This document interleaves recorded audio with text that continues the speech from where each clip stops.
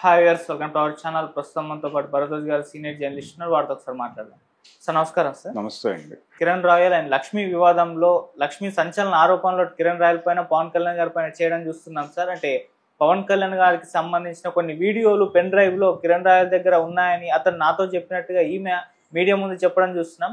దానివల్లే ఈయన కిరణ్ రాయల్ టీడీపీని తిట్టినా, చంద్రబాబు నాయుడుని తిట్టినా, జగన్మోహన్ రెడ్డి తిట్టినా అసలు ఒక్క మాట కూడా తను సపోర్ట్ చేస్తూనే ఉంటాడు ఆ వీడియో కారణంగానని చెప్పేసి లక్ష్మి గారు అయితే ఆరోపించడం చూస్తున్నాం సార్. మరి నిజంగా ఈమె ఆరోపణలో నిజముందా? మరి ఇష్యూ ఎక్కడికి వెళ్తుంది? మీరేం చెప్తారు సార్ దీనికి సంబంధించి? అంటే పెన్ డ్రైవ్ లో వీడియోలు, హార్డ్ డ్రైవ్ లో వీడియోలు అనే మాట ఈ మధ్య కాలంలో చాలా పాపులర్ అయింది. ఏది మస్తాన్ సాయి పుణ్యమా అని. అవును. సో ఆ నేపథ్యంలో ఈవిడ కూడా ఆ దిశగా ప్రయాణించినట్టుగా అర్థమవుతోంది. అంటే ఆయన వీడియోలు ఈయన దగ్గర ఉండే అవకాశం ఏముంది? అసలు వీడియోలు ఎలా లీక్ అవుతాయి? దేనికి సంబంధించిన వీడియోలు? పొలిటికల్గా ఆయన ఏదన్నా స్టాండ్ మార్చుకుంటూ ఏదైనా పర్సనల్ లెవెల్లో మాట్లాడిన వీడియోలా? అవి ఎలా షూట్ చేస్తారు పర్మిషన్ లేకుండా? అంటే అది క్రైమే. అతను వీడియోస్ రివీల్ చేసినప్పటికీ అది క్రైమే. వాళ్ళు కిరణ్ రాయల్ దగ్గర అలాంటి వీడియోస్ ఉండి ఆయన మార్కెట్లో పెడతారని బ్లాక్మెయిల్ చేసినా వారిని అరెస్ట్ చేసి చితక్కొట్టచ్చు అవకాశాలు ఉన్నాయి. ఇప్పుడు అవన్నీ ఒక రకమైన ట్రాషే.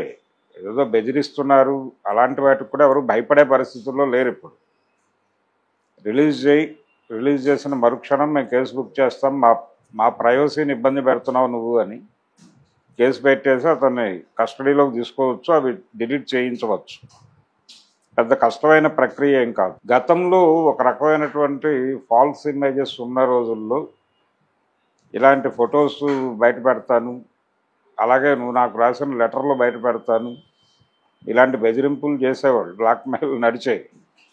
కానీ అన్ని సందర్భాల్లోనూ అన్ని కుదరవు. పైగా ఇతను పొలిటికల్ పార్టీలో ఉన్నాడు, పొలిటికల్ పార్టీ పబ్లిక్ లైఫ్లో ఉన్నాడు. పబ్లిక్ లైఫ్లో ఉన్నవాడు ఒకసారి క్రిమినల్గా, అది కూడా పార్టీ నాయకుల్ని బ్లాక్మెయిల్ చేసే కల్చర్ ఉన్నటువంటి క్రిమినల్గా ఎక్స్పోజ్ అయితే అటు జీవితం పొలిటికల్ ఏరియాలో ఎండ్ అయిపోతుంది.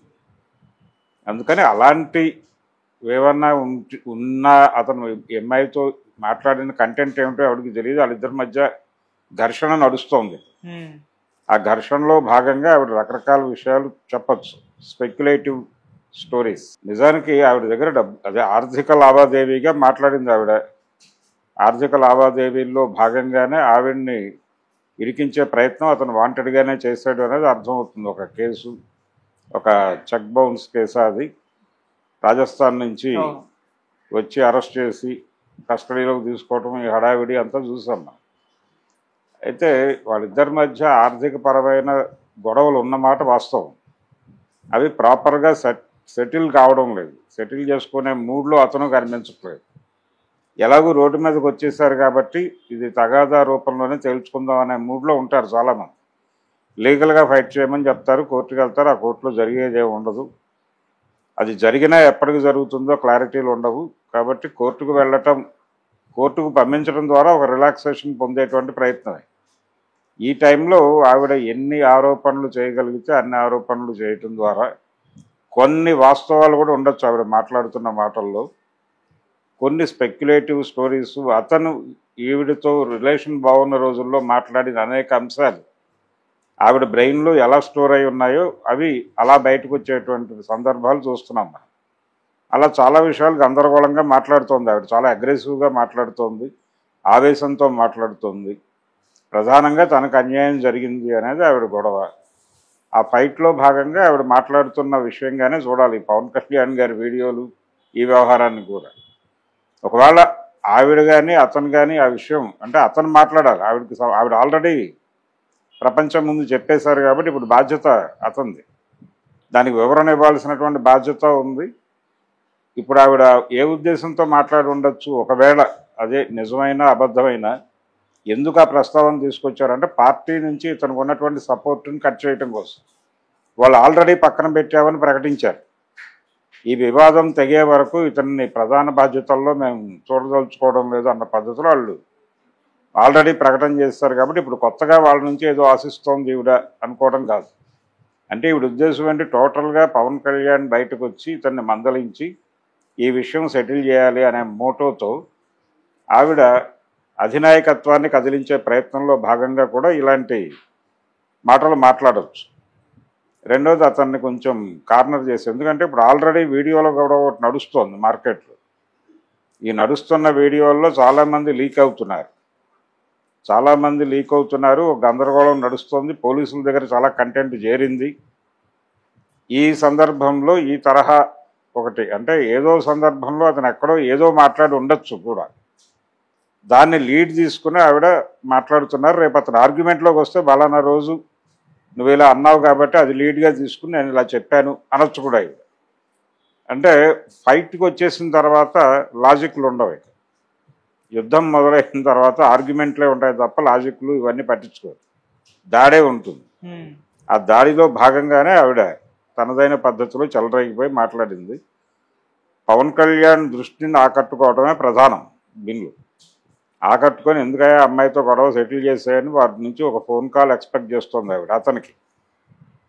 అతనికి కాల్ చేసి సెటిల్మెంట్ చేసేసి జనసేన పార్టీ పరువు కాపాడుకోవటంగా దీన్ని తీసుకుని, ఒకవేళ అలా సెటిల్మెంట్ జరిగితే అతని పార్టీలో ఆ పొజిషన్లో ఉండడు, ఆ పొజిషన్ నుంచి డ్రాప్ అవుతాడు. డ్రాప్ చేయక తప్పని పరిస్థితి. ఒకవేళ సరెండర్ అయితే, ఇప్పుడు అతని ప్రాబ్లం అదే, ఈ టైంలో కనుక ఆవిడ ముందు సరెండర్ అయితే అతనికి రాజకీయ భవిష్యత్తు ఉండదు. అందుకోసం కంటెస్ట్ చేస్తున్నాడు. ఈవిడ ప్రెజరైజ్ చేస్తోంది, ఈవిడకి డబ్బులే కావాలంటే ఇది గోప్యంగా సెటిల్ అవ్వాలి. గోప్యంగా సెటిల్ అవ్వటం కోసం ఆవిడ పార్టీని కదిలించే ప్రయత్నం చేస్తోంది. పార్టీ సెటిల్ చేసినా ఇతనికి రాజకీయ భవిష్యత్తు ఉండదు. అందుకని నిజానికి ఒక అరకత్తెరలో ఉన్నాడు అతను. బయటకు కనిపించట్లేదు కానీ అతని టెన్షన్ అతనికి ఉంది, అతని గందరగోళం అతనికి ఉంది. ఈ అమ్మాయి ఎలా డ్రైవ్ అవుతుంది, ఎటు టర్న్ తీసుకుంటుంది అనేది ప్రమాదకరమే. ఈ ప్రమాదాన్ని ఎలా హ్యాండిల్ చేయాలి అనే విషయంలో అతను కొంత గందరగోళం పడుతున్నాడు. ఏదో పద్ధతిలో ఇది కొంత ఈవిడ ఈ హడావిడి చేయటం ద్వారా మధ్యలో ఒక చర్చా కార్యక్రమం కూడా ఉంటుంది. వీళ్ళకు మీడియేషన్ ప్రోగ్రామ్ డెఫినెట్గా ఉంటుంది. ఆ మీడియేటర్స్ ఎవరైనా కానీ యుద్ధం ఆపేసాయి, కొంతకాలం స్తబ్దంగా ఉండు, ఆ తర్వాత సెటిల్మెంట్ జరుగుతుంది, ఇలాంటి ఇండికేషన్స్ వచ్చినా ఆవిడ ఆపుతుంది. సో ఆర్థిక వ్యవహారం ఆర్థికంగా సెటిల్ అవ్వాలి.